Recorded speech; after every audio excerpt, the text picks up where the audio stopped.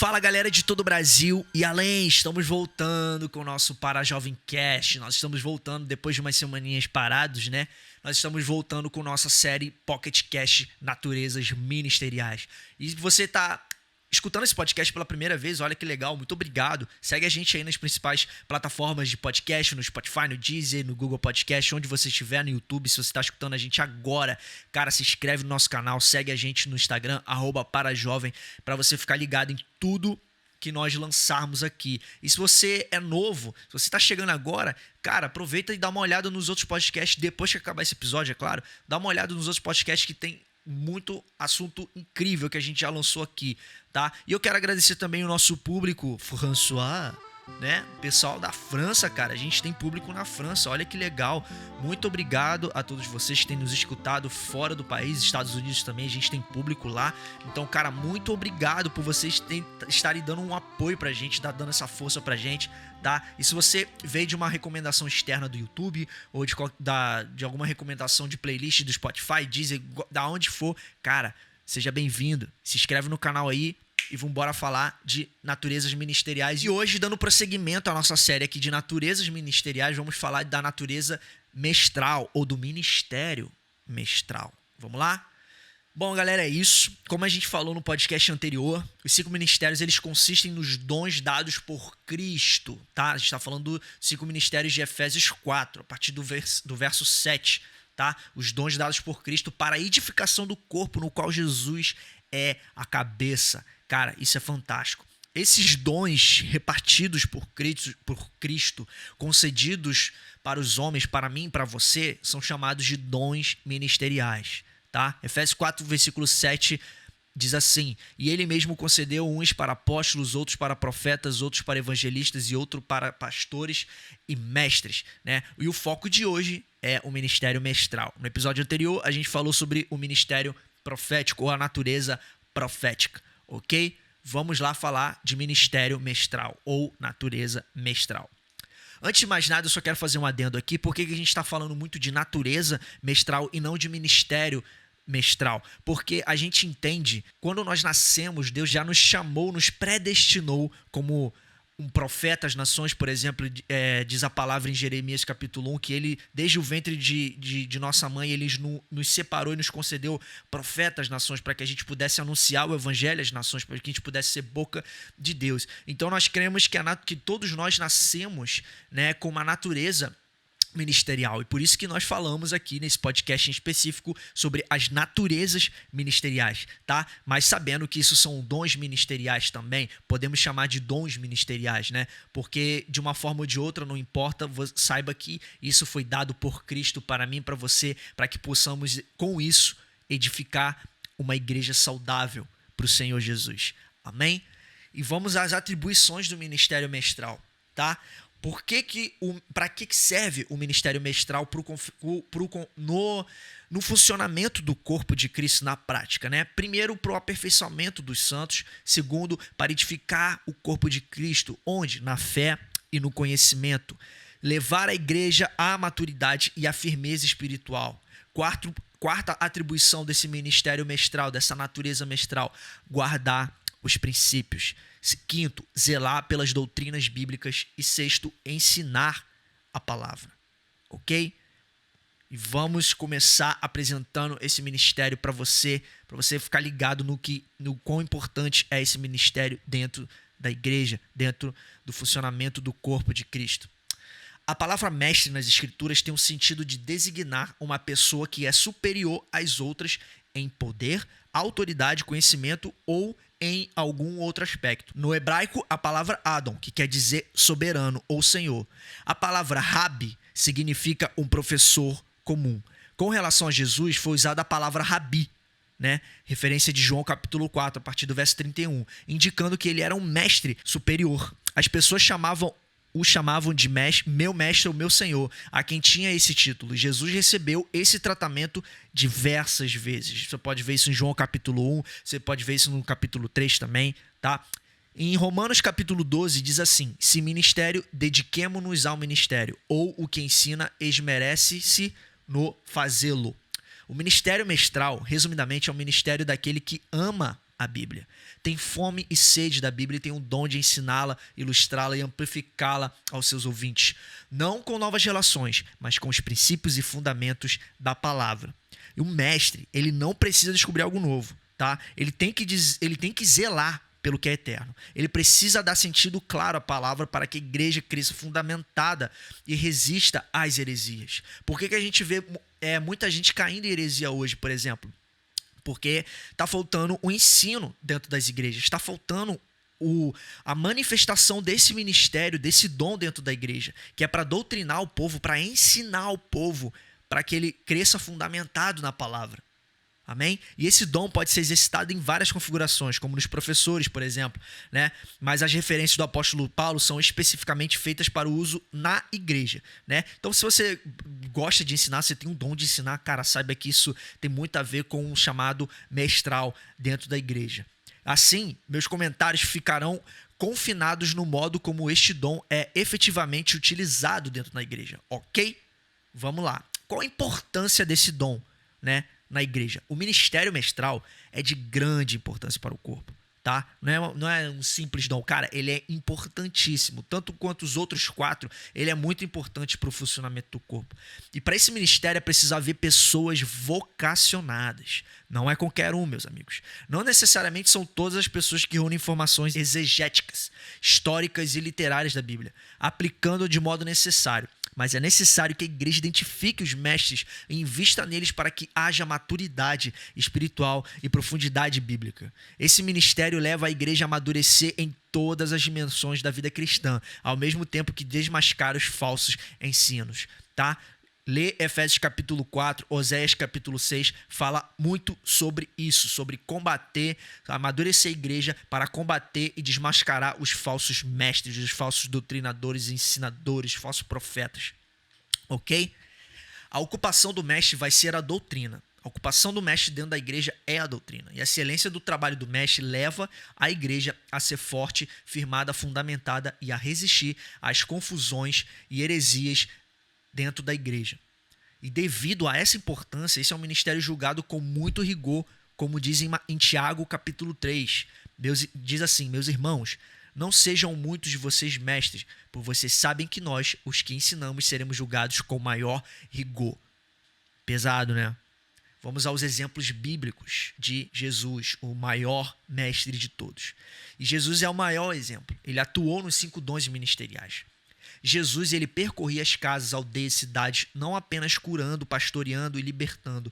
Jesus ensinava o povo, ensinava seus discípulos, ensinava nas sinagogas os religiosos.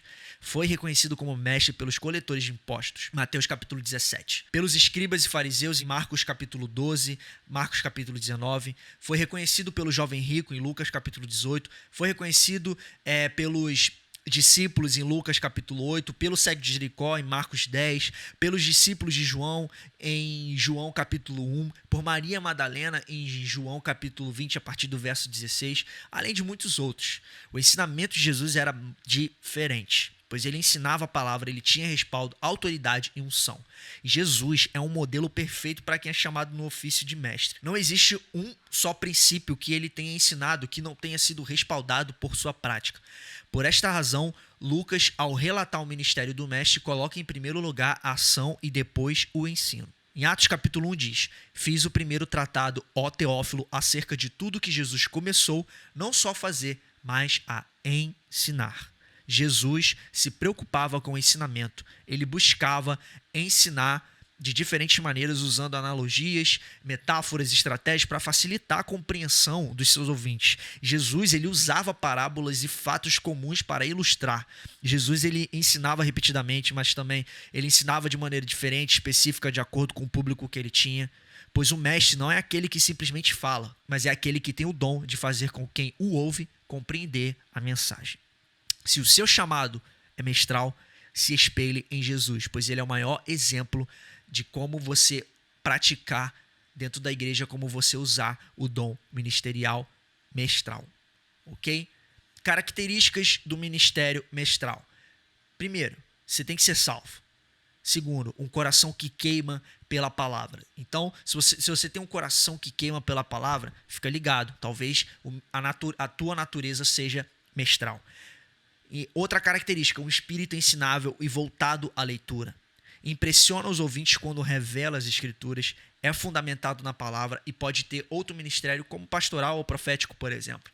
Ok? Como nós falamos no capítulo 1 aqui do nosso Pocket Cast de naturezas ministeriais, é muito comum que você tenha duas naturezas ministeriais, né? Você tem aquela que é mais forte dentro de você, a tua natureza ministerial mais forte, e você pode ter uma secundária. Por exemplo, você pode ser um mestre, só que um mestre é mais puxado para o profético, ou que ensina, tem a revelação da palavra, ouve a voz de Deus através do dom profético, mas também é um cara que gosta de ensinar a palavra, né? Que seu coração queima pela palavra. Assim como você pode ser um pastor, né? Um coração de pastor que ama cuidar, mas com uma forte inclinação para a natureza mestral, né? Que não só cuida, mas gosta de ensinar, de treinar pessoas. Então é muito compreensível, é muito normal você ter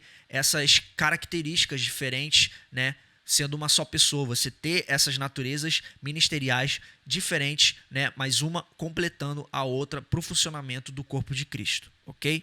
E agora, quais são os pré-requisitos para esse ministério? Né? Assim como as características, o pré-requisito você tem que ser salvo, ser discipulado constantemente, ser voltado à leitura diária da palavra, estudar e se preparar, ok?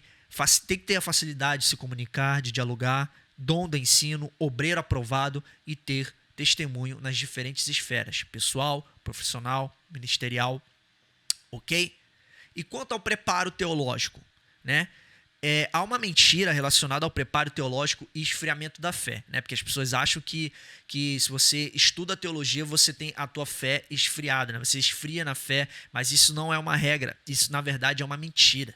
Não houve um apóstolo mais preparado intelectualmente, por exemplo, que Paulo. Em Atos 17, Tito, capítulo 1, ele soube conjugar preparo intelectual e poder do alto. Cara, isso é muito poderoso.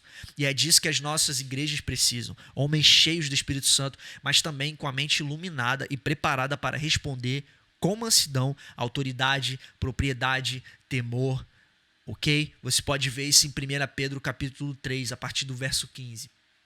E o que o mestre não deve fazer? Duas coisas. Buscar novas revelações na palavra e, segundo, se considerar superior aos demais ministérios. Não existe isso, cara. Não existe um ministério maior do que o outro. Os ministérios, eles têm que atuar em comum acordo, em um comum conjunto, né? Os ministérios têm que funcionar em comum acordo para a edificação da igreja. Ok? O Douglas Gonçalves do Dizoscope, por exemplo, ele fala uma coisa interessante, que se você está lendo a Bíblia, você está estudando a palavra para pregar, para preparar um sermão, para escrever uma música, e você descobriu, entre aspas, algo novo, você provavelmente está errado. Se você descobriu alguma coisa que você nunca ouviu falar, que ninguém nunca falou, cara, é muito provável que você esteja errado. Tá? E voltando, o que um mestre não deve fazer? Buscar nova revelação da palavra e se considerar superior aos demais ministérios. E quando eu falo buscar novas revelações da palavra, que você não deve fazer, não é que você não tenha que buscar revelação. Não é isso que eu estou querendo dizer. Há uma diferença entre você buscar uma revelação na palavra e buscar uma nova revelação na palavra, né? Em outras palavras, não inventa roda não, meu irmão. Tá? Você pode cair num erro gigante. E quando Jesus, por exemplo, ressuscitou, Maria usou a palavra Rabone, né? Quando o reconheceu, disse-lhe Jesus, lá em João capítulo 20, diz assim, disse-lhe Jesus, Maria, ela voltando-se, disse-lhe Rabone, que quer dizer mestre. Em seus ensinos, o Senhor Jesus proibiu o uso do termo entre os discípulos por causa do orgulho e da exaltação pessoal com que era utilizado entre os fariseus. Você pode ver isso, está escrito em Mateus capítulo 23, a partir do verso 7, ok? E qual é a conclusão disso tudo que a gente falou aqui, desse ministério mestral, dessa natureza mestral? A conclusão que temos é que o dom ministerial de mestre ou doutor é de fundamental importância para a edificação dos crentes em todas as igrejas. Ao lado dos outros dons ministeriais, contribui para o fortalecimento da fé cristã, propiciando conhecimentos bíblicos e teológicos que preparam os discípulos de Jesus. Ser mestre ou doutor não é sinal de superioridade diante dos que não possuem tais dons. Significa mais responsabilidade diante de Deus. Se você tem, significa mais responsabilidade diante de Deus. Se você tem esse dom, sirva humildemente a igreja de Cristo, ok? E é isso, galera. Muito obrigado a você que escutou esse Pocket Cast aqui. Como eu falei, é um podcast mais reduzido, é um podcast rápido, né? Onde nós falamos sobre as naturezas ministeriais. E na próxima semana nós vamos falar aqui de um outro dom. Nós vamos falar aqui do dom pastoral ou da natureza pastoral. Ok? Nós vamos falar disso na próxima semana. Então, para você não perder, fica ligado. Segue a gente lá no Instagram, @parajovem. Segue a gente também nos principais agregadores de podcast, no Spotify, no Deezer, no Google Podcast, onde você está escutando esse podcast. Segue a gente também no YouTube. Se você está escutando esse podcast também pelo YouTube, se você está escutando nas plataformas digitais, saiba que esse áudio também está disponível lá no YouTube, então corre lá no YouTube, coloca lá, Parajovemcast, siga o nosso canal, Rede Parajovem, e fique por dentro de todas as novidades que a gente vai lançar nos próximos dias, nas próximas semanas. Valeu? Deus abençoe, galera, e até semana que vem.